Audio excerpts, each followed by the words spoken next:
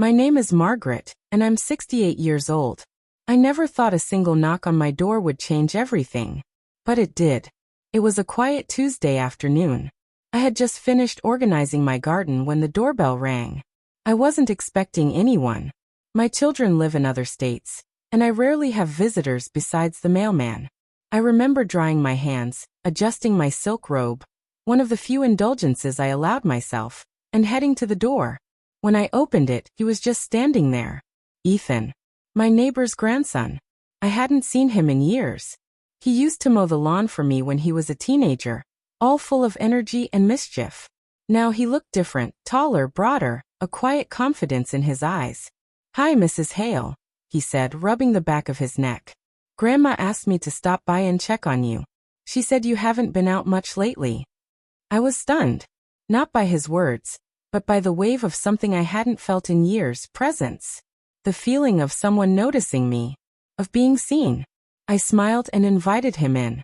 We sat in the kitchen sipping tea. He talked about his new job in the city, how he missed the slower pace of life here. I told him about my garden, my art, my quiet days. The conversation flowed easily, naturally.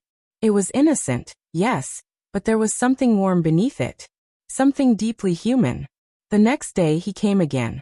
This time with a box of pastries. The next with a book he thought I'd like. A routine began. Soft, gentle visits that reminded me of who I used to be. Who I still was. It wasn't romantic. Not really. But it awakened something in me. You see, after my husband passed away 8 years ago, I slowly slipped into a version of myself that I didn't recognize. I stopped dressing up. I stopped painting. I stopped opening the door just for the sake of it. Ethan's visits didn't just fill the room with conversation. They filled my life with color again.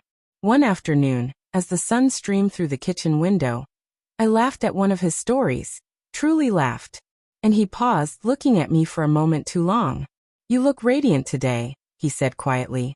I looked down at my silk robe, the soft lines of age on my hands, and I smiled. "Thank you," I said, my voice steady. That night, I stood by the mirror longer than usual. I applied lipstick. Not for him. For me. I wanted to see myself alive again. Weeks passed. His visits continued. But more importantly, I changed. I started painting again. I took walks. I wore that silk robe even when no one was around. Not to be seen, but to feel like myself again. When he stopped by one afternoon and found me painting by the window, he smiled. "I knew you were still in there," he said. And just like that, I knew this wasn't just a phase. It was a rebirth. Ethan eventually moved back to the city. Life moved on. But something stayed with me. A reminder that even in the quietest chapters of life, a single moment, a single knock at the door, can be the start of something beautiful. You are never too old to feel seen. To be alive. To be you again.